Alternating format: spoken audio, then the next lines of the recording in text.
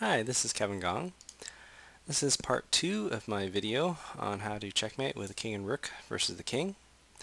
So in the first part, I described how to force the king to the edge of the board row by row. In this part of the video, I'm going to describe how to use a different method. You can basically think of it as a shrinking box. So in this case, the rook at e3 defines a box from a3 to e3 to e8, and the opposing king is trapped inside that box. So you'll basically just make that box smaller and smaller, forcing the king toward the edge of the board. So you will have to make lots of king moves, kind of like waiting moves. Well, let's go back here. In this case, in this position here, you can't move your rook up to e4 since he'll just take you. And if you move to d3, he'll move to e4 and he'll be outside the box. So you make sure he stays in the box. So in this case, you'll just kind of have to wait, move your king over. Okay. Now, anytime you see two empty spaces between the opposing king and your king, then just move toward him. Okay. That'll force him further away. So now you can make the box smaller. Move your rook up to e4, and the box is smaller, and he's confined to this 4x4 square now. Note that you couldn't move the rook to e5 because if you did that, he'll leak out of the box to b4. Okay, so keep him inside the box. And again, here you'll have to make a waiting move since you can't move to e5 since he'll take you, and d4 he'll leak outside the box. So just move your king back. Okay. And now, if it's our move and we see the kings diagonally opposite each other like this, then you can just move your rook right in between, like that. So again, you've made the box smaller, and then you can bring your king over here again. Okay, again, we can't move to d5 since he'll just take us, and if we move to c4, he'll leak outside the box. So just move our king over. Okay, now there's daylight, so we'll put our king up. Okay, and now we can make the box smaller. So now we've gone from a 4x4 box to a 3x3 box that the opposing king is trapped inside. Okay, so again, we've seen this position before. Do another waiting move. Okay, now again, the kings are diagonally opposite each other. Put the rook right in between. Okay. So note again, we couldn't move our rook to b5 in the last position because he'll leak out of the box to c7. So we'll just bring our king over. Just be patient. Okay, now again we see two boxes of daylight here, two squares of daylight. We'll move our our king up. Okay. Now, notice that since he's at the edge of the board, we don't have to content ourselves with just moving the rook to c6. We can actually move it all the way up to c7 in this case, because he can't move to b6 or a6 because of our king, and if it wasn't the edge of the board, he would be able to leak out over here.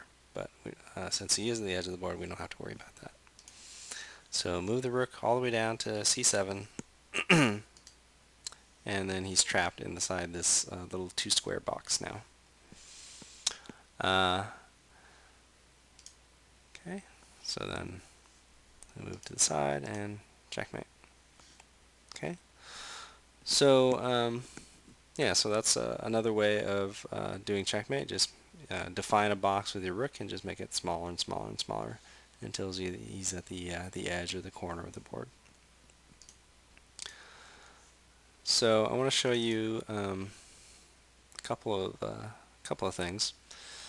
So if we're in this position and it's black's move, then black will have to move to a8, and then we'll just checkmate, moving our rook to c8.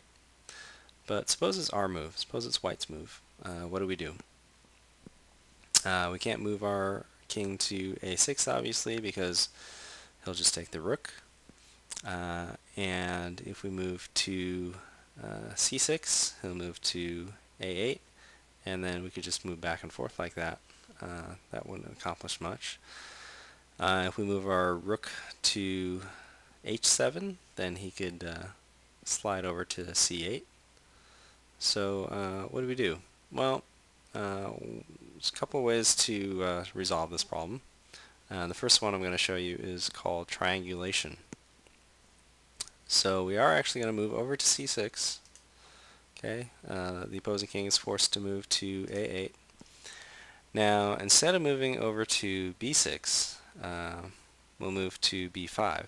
Now, if we move to b6, he'll just move to b8, and then we'll be back right where we started, which wouldn't help us. So instead, we'll move to b5, and then he'll move to b8, and now we move to b6. So it's called triangulation, obviously, because we made this little triangle. We moved from b6 to c6 to b5 and back to b6.